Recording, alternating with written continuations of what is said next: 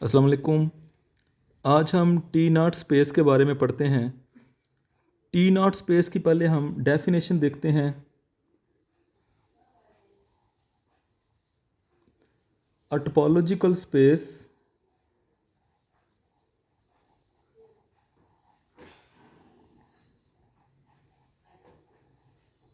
x, tau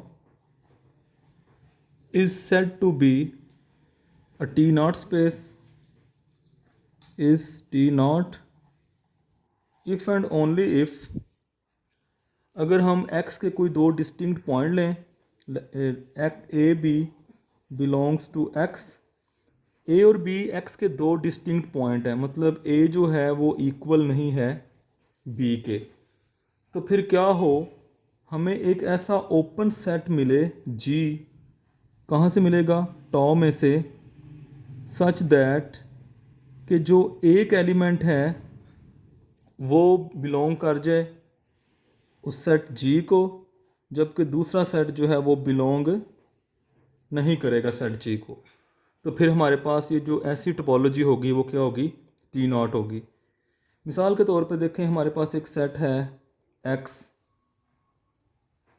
ए B सी, हम इसके ऊपर एक टोपोलॉजी डिफाइन करते हैं, empty set, set A and A B C, जो कि हमारे पास किसके इक्वल होता है, एक्स के।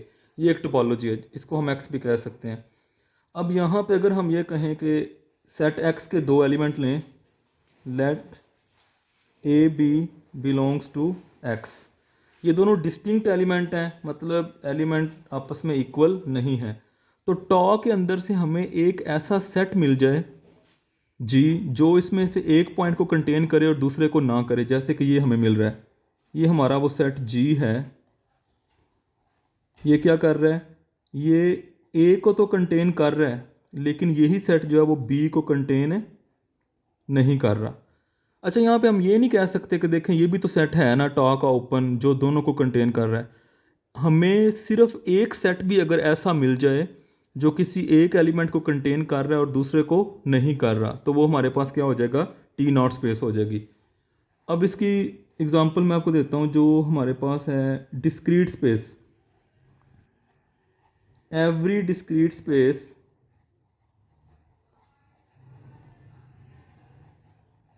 every discrete space is T not. हर जो डिस्क्रीट स्पेस होती है वो टी नॉट होती है। कैसे, अगर हम एक सेट लेते हैं A B C, discrete space या डिस्क्रीट टोपोलॉजी क्या होती है, वो जो पावर सेट पे बनती है जिसको हम स्ट्रॉन्गेस्ट टोपोलॉजी कहते हैं, उसमें सबसे पहले आता है फाई एम्प्टी सेट, उसके बाद आप लिखेंगे इसके सब सेट्स ए बी सी, उसके बाद ए बी सी, उसके बाद आएगा ए सी, और उसके बाद आ जाएगा एक्स। ये एक टोपोलॉजी हमने इसके ऊपर डिफाइन की है।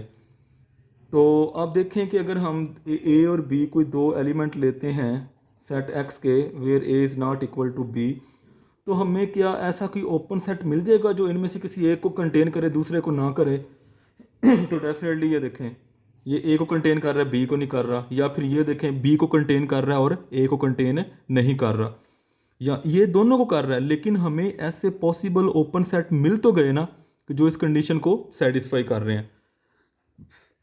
इसके बाद जो मीट्रिक स्पेस होती है वो भी इसकी एग्जांपल है।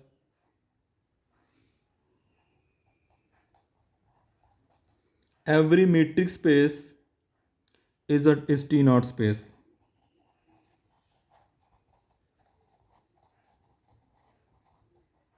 कैसे, अगर हम मीट्रिक स्पेस के अंदर से कोई दो, हम कहते हैं कोई दो पॉइंट है, let A B belongs to X where A is not equal to B, तो डेफिनेटली देखें मिसाल के तौर पे ये पॉइंट ए है और ये पॉइंट बी है, तो हम ओपन बॉल, यहाँ पे क्या होगा, जैसे यहाँ पे जी है ओपन सेट, मीट्रिक स्पेस में क्या होता है, ओपन बॉल। तो हमें अब देखें ना, फ़र्ज़ करें ए और बी जो है उनका जो आपस में डिस्टेंस है, distance between A and B is equal to R. तो हम उस आर से अगर स्मॉल रेडियस रख के, तो अगर कोई ओपन बॉल ऐसा बना लें जो कि एक पॉइंट को कंटेन करे और दूसरे को ना करे, तो हमें ये वो सेट जी ही मिल चुका है। तो ये क्या होगा, टी नॉट स्पेस होगी। ठीक है।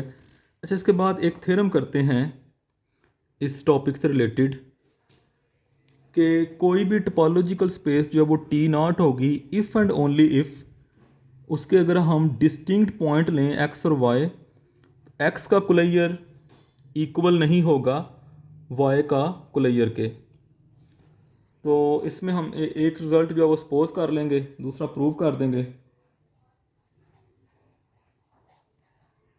तो सबसे पहले हम कहते हैं कि x जो है, x is a topological space,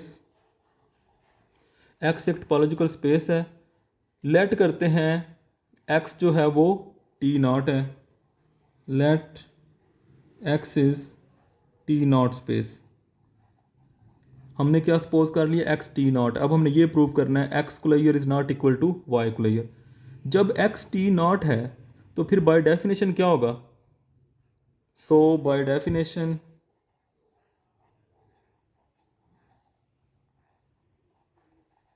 क्या होगा, एक ओपन सेट हमें मिलेगा। So by definition there exist an open set G, एक ओपन सेट G मिलेगा सच दैट क्या होगा कि जो पहला पॉइंट है X वो G में चला जाए फर्ज करें, और जो दूसरा एलिमेंट है Y वो G में ना जाए। यही डेफिनेशन है ना, कि अगर आप X के कोई दो एलिमेंट लेंगे तो आपको एक ओपन सेट मिलेगा कि एक पॉइंट उसमें चला जाएगा दूसरा नहीं जाएगा। ये टी नॉट की डेफिनेशन है।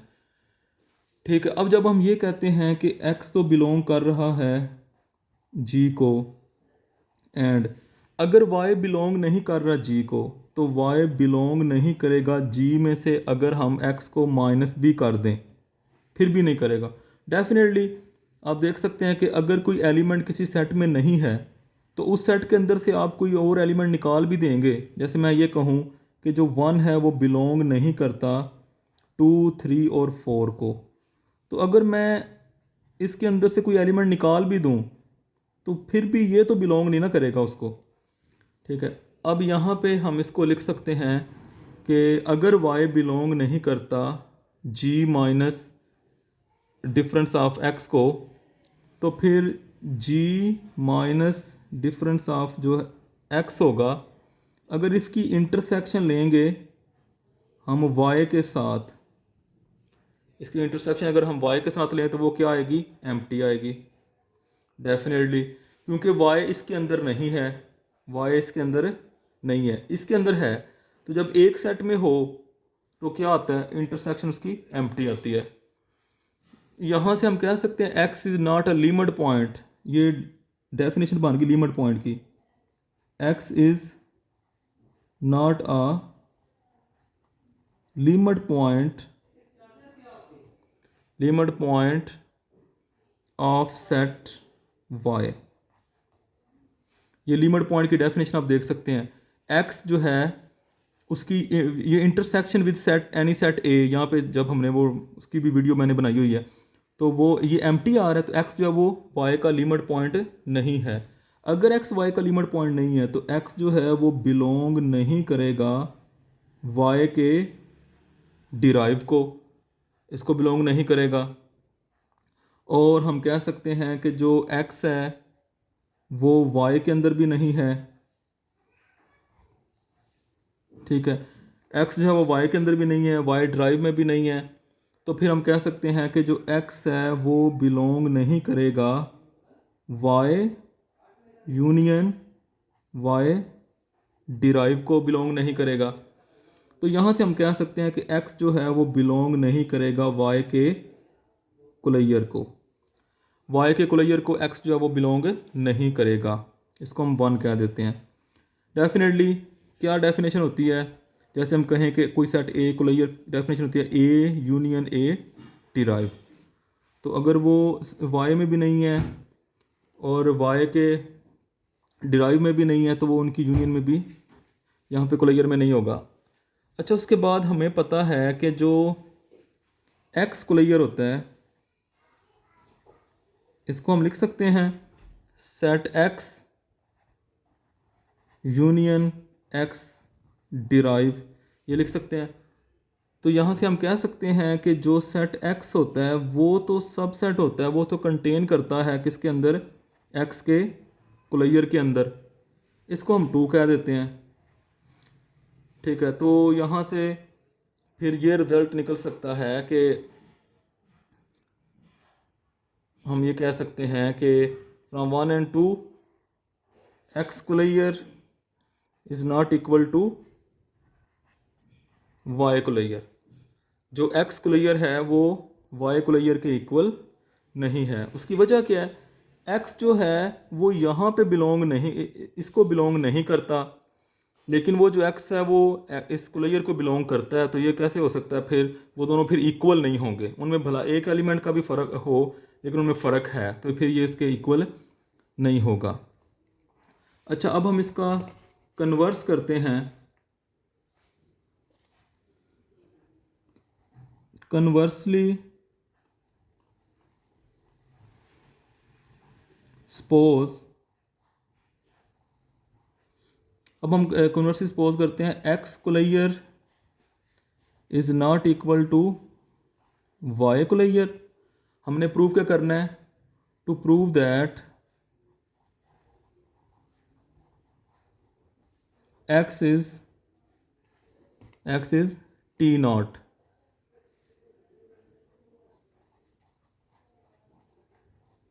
ठीक है। अच्छा, अब हमने ये प्रूव करना है x जो है वो t नॉट स्पेस है।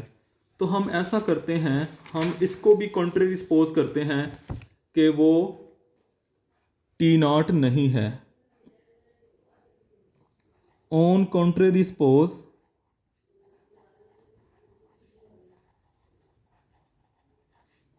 x is not t not.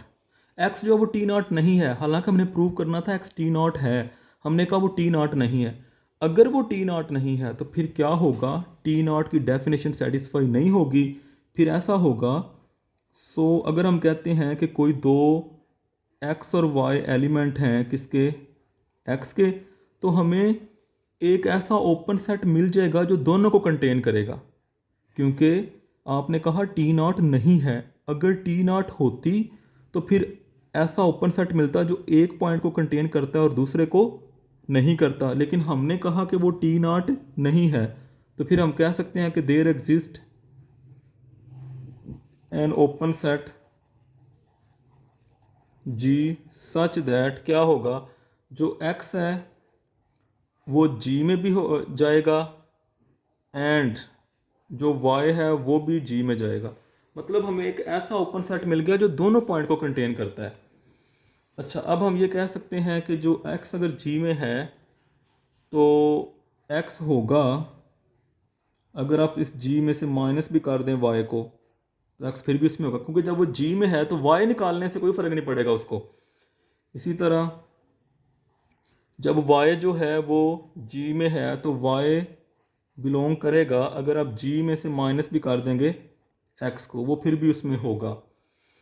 ठीक है। उसके बाद हम यहाँ पे ये कह सकते हैं कि अगर हम g माइनस x जो है इसकी अगर इंटरसेक्शन लें विद y तो वो क्या आएगी, नॉन एम्प्टी आएगी। एंड अगर आप g माइनस y जो है इसकी इंटरसेक्शन ले लेते हैं विद x तो वो भी क्या आएगी, नॉन एम्प्टी आएगी। क्योंकि देखें हम यहाँ पे ये कह सकते हैं कि जब x g माइनस, ये अब यहाँ पे गौर करें, ये जो सेट है ये वाला सेट, इसके अंदर y है, ये वो सेट है, मतलब इसके अंदर y है। अब यहाँ पे भी y है, तो जब इंटरसेक्शन करेंगे जब दोनों में y है तो क्या आएगा, नॉन एम्प्टी आएगा।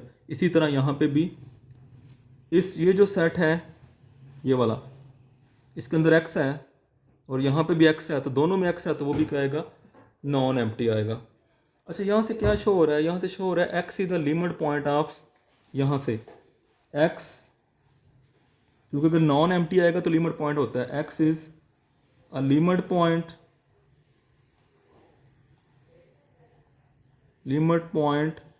ऑफ किसका? सेट वाई का। ये जो एक्स है वो इस सेट वाई का क्या हो गया? लिमिट पॉइंट हो गया। इसी तरह यहाँ पे जो वाई है वो सेट एक्स का लिमिट पॉइंट हो गया। And Y is a limit point of set X. ठीक है, तो इसका मतलब क्या है? जब x लिमिट पॉइंट हो गया y का, तो हम कह सकते हैं कि x जो है वो बिलोंग कर गया y डिराइव को, क्योंकि लिमिट पॉइंट हो गया। एंड y जो है अगर वो लिमिट पॉइंट हो गया x का, तो y बिलोंग कर गया किसको? x डिराइव को।